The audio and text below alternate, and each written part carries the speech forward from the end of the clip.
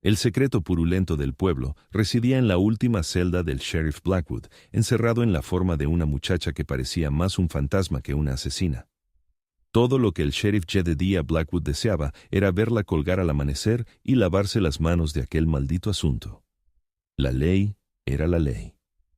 Pero cuando alzó el farol para una última ojeada, lo vio. No era la rebeldía de una homicida, sino la inconfundible marca de ganado del Honorable Juez Thorne, grabada a fuego en la suave piel justo sobre su cadera. La ley era clara. Ella había arrebatado una vida y debía pagar por ello en la horca. Pero la marca contaba una historia que ningún tribunal del territorio escucharía jamás, una historia de posesión y abuso que clamaba por un tipo de justicia diferente. El pueblo exigía un cuerpo en el patíbulo, pero al ver esa marca, Jedediah supo que ya no se trataba de la ley, se trataba de enderezar un entuerto, y la verdadera justicia, comprendió mientras su mano se dirigía a la hebilla de su cinturón, no sería impartida desde el extremo de una soga. El sol se desangraba sobre las calles endurecidas de Redemption, pintando el polvo con tonos de púrpura amoratado y oro fatigado. Para el sheriff Jedediah Blackwood era simplemente otro día que se fundía con el siguiente, cada uno un meticuloso y solitario ritual de cerrar puertas y revisar libros de contabilidad. Su oficina era una fortaleza de orden en un mundo que siempre tendía al caos. La estufa de leña estaba fría, el café era amargo y el silencio era un compañero constante, denso y pesado como una manta de invierno. Se movía con la serena competencia de un hombre que había hecho las paces con la soledad, usando su rutina como un escudo contra los recuerdos que acechaban en las horas silenciosas. El pueblo mismo parecía contener la respiración. El verano había sido largo y seco, una sequía tanto para el espíritu como para la tierra. El comercio se había reducido a un goteo. El flujo de bienes y buena voluntad ahogado por el control cada vez más férreo del juez Thaddeus Thorne. La gente caminaba con la cabeza gacha, sus conversaciones eran breves y recelosas, como si el propio aire perteneciera al juez.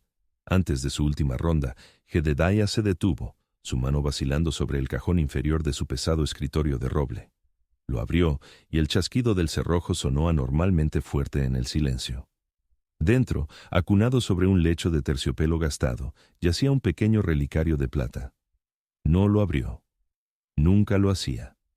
La simple contemplación de su superficie deslustrada bastaba para traer de vuelta a la habitación el frío fantasma del fracaso. Era un recordatorio perfecto, del tamaño de la palma de su mano, de un pasado en el que su fe ciega en las reglas le había costado todo. Cerró el cajón. El sonido como una puntuación final y metálica a otro día sirviendo a la ley que no había logrado proteger a los suyos. El descubrimiento de la marca cambió la atmósfera de la celda. Ya no era una simple jaula para una asesina condenada, era una jaula que albergaba un terrible secreto. La marca, la firma de propiedad del juez, era una declaración de guerra contra todo lo que Jedediah creía que la ley debía representar. Su mente, normalmente un lugar tranquilo y ordenado, se convirtió en un torbellino de conmoción y furia creciente.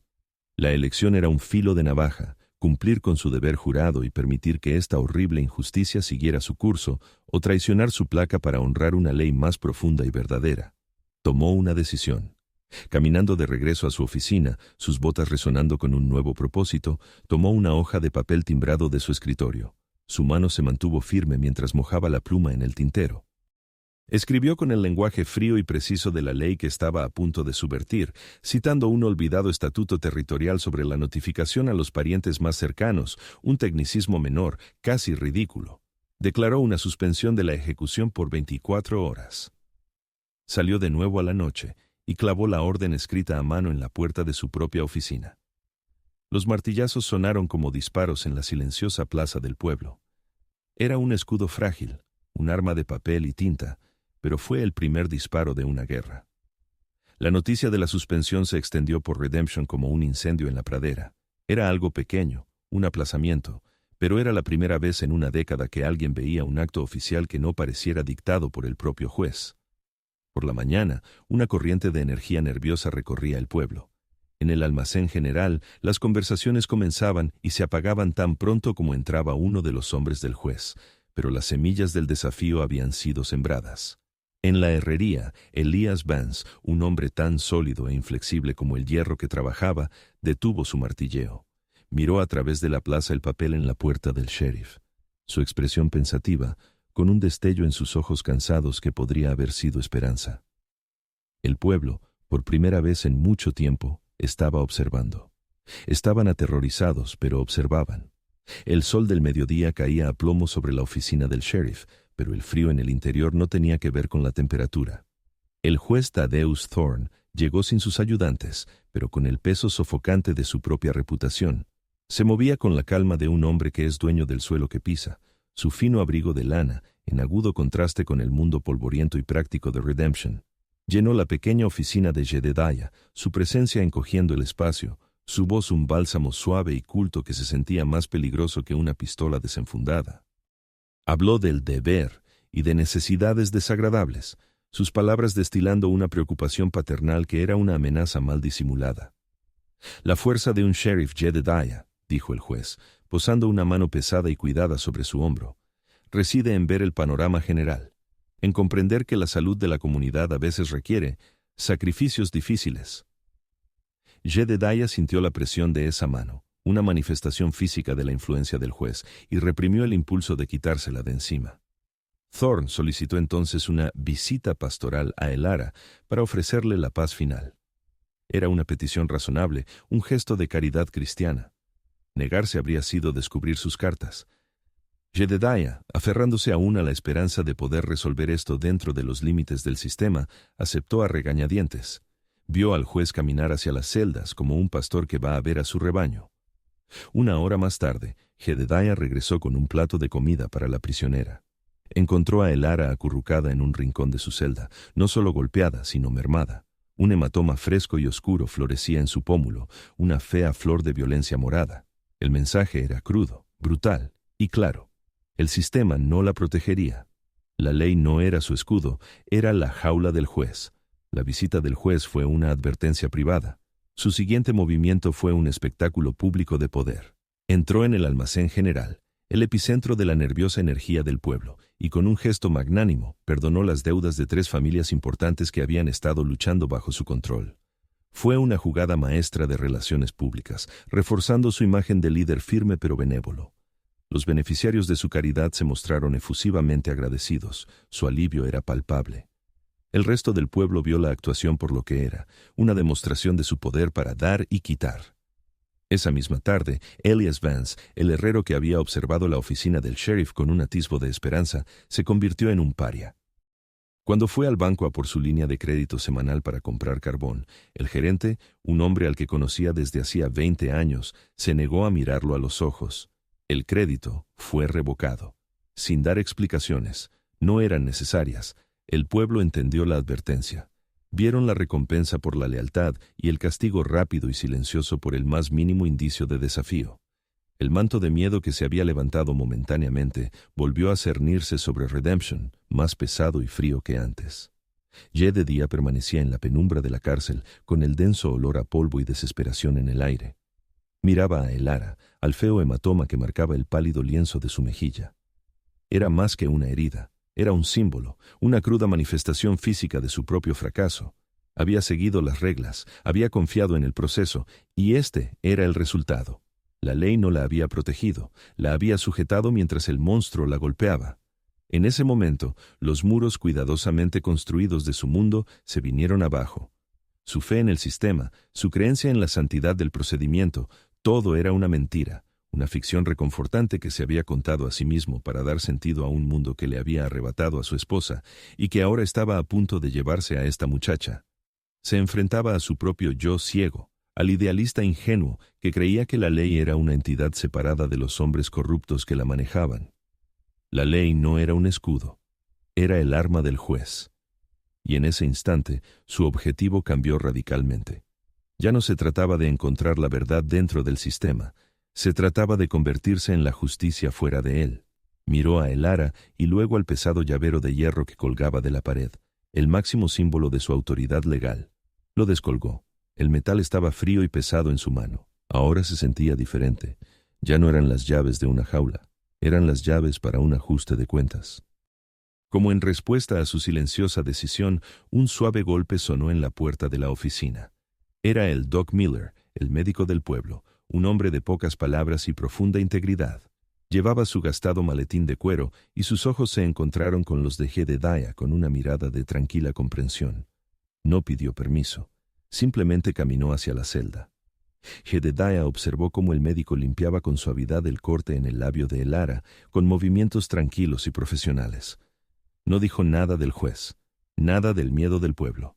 Solo le habló a Elara, su voz un murmullo bajo y tranquilizador sobre las propiedades curativas de la pomada que le aplicaba.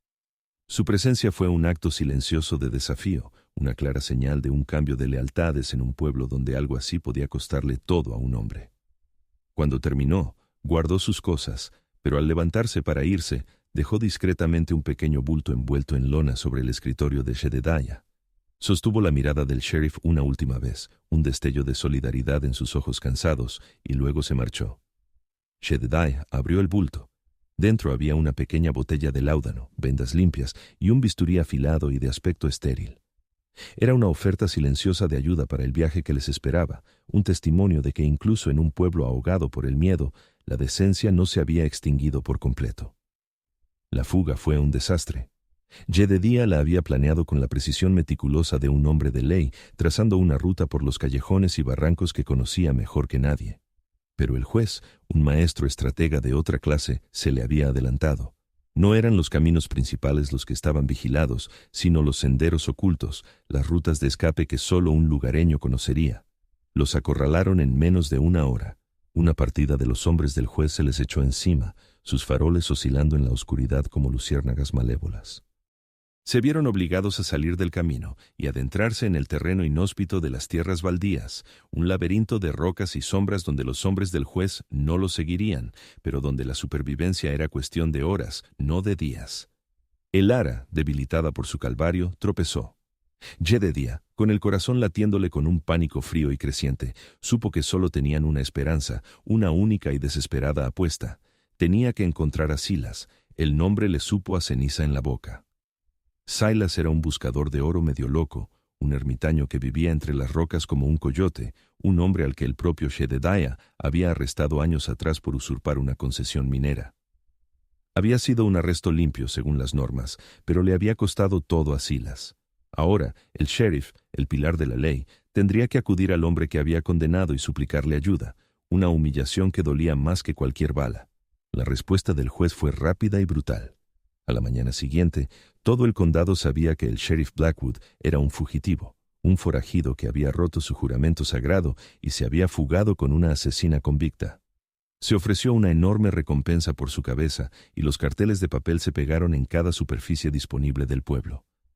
El andrajoso cartel de «Se busca», con el rostro de Jedediah, sombrío y decidido, fue clavado en el tablón de anuncios del pueblo, justo encima de un descolorido cartel de desaparecida de hacía un año, de otra joven que se había desvanecido sin dejar rastro.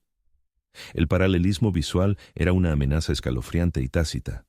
El pueblo, que se había atrevido a albergar esperanzas por un breve momento, ahora se rendía por completo. Al ver a su héroe fracasar, al ver desatada toda la ira del juez, se encerraron en una prisión de miedo. El herrero, Elias Vance, fue arrestado bajo falsos cargos de ayudar a un fugitivo y su fragua enmudeció por primera vez en 30 años. Las ventanas de todas las casas estaban cerradas, las calles vacías. Redemption ya no era un pueblo, era una jaula, y todos sabían quién tenía la llave.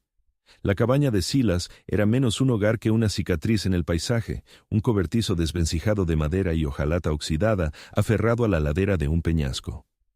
El precio que el viejo buscador de oro pidió por darles refugio fue el orgullo de Jedediah. Obligó al sheriff a pronunciar las palabras, a admitir que la ley que había defendido era algo defectuoso y frágil. Solo entonces, después de que la confesión fuera arrancada en carne viva de la garganta de Jedediah, Silas les ofreció agua y un lugar para guarecerse del sol implacable. No los llevó a una cueva oculta ni a un sendero secreto, sino de vuelta hacia el mundo civilizado, a un lugar que Jedediah nunca habría encontrado por su cuenta, una caseta de guardavía abandonada, medio devorada por la pradera, que el juez usaba como su prisión personal. El aire en el interior estaba impregnado de los fantasmas de crueldades pasadas. Fue allí, en ese lugar olvidado, donde Silas levantó una tabla suelta del suelo, revelando un pequeño compartimento oculto. Y dentro yacía la pieza final del rompecabezas. No era oro ni un arma.